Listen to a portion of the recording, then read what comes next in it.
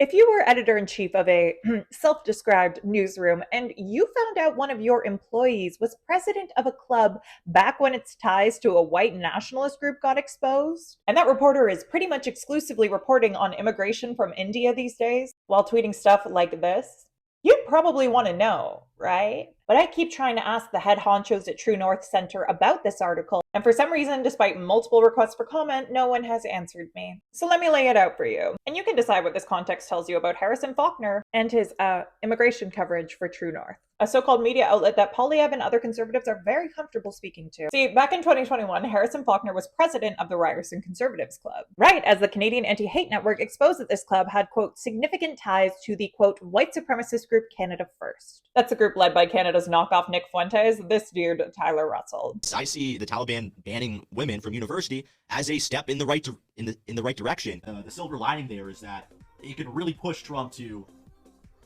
be more racist. There's tons of evidence in this article exposing the ties between Tyler Russell's Canada First and Harrison Faulkner's Ryerson Conservative Club, including Russell's membership in the Ryerson Conservatives Facebook group, which is described as existing for verified members and alumni. Russell's repeated social media posts about the club, including when he called it My Con Group, and way more. The Anti-Hate Network also posed as a prospective member of the club and called Faulkner. During that conversation, the author said Faulkner discussed his objectives of giving a platform to candidates who are Canada First, who are real conservatives. After the author of the article reached out to Faulkner for comment, Tyler Russell was removed from the Facebook group and Faulkner unfollowed Russell on Instagram. I spoke to that author recently and he told me Harrison's no longer in Canada First's good graces because of the fact he repudiated them amid public scrutiny. But he said there was no evidence of tension between them before he reached out for comment. While their friendship is over, Harrison does have some new admirers, and Diagolon.